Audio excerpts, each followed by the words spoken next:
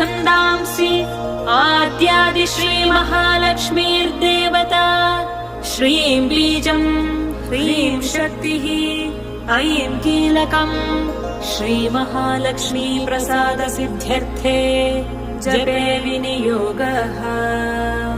अथ ध्यानम्। हस्तद्वयेन कमले धारयन्तीं स्वलीलया हारनूपुरसंयुक्ताम् लक्ष्मीं देवीं विचिन्तये।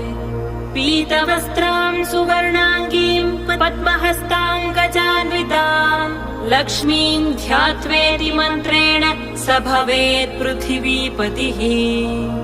मातुलिङ्गं गदां खेटं पानपात्रं च बिभ्रतीम् नागं लिङ्गं च योनिं च बिभ्रतीं चैव मूर्धनि। वन्दे लक्ष्मी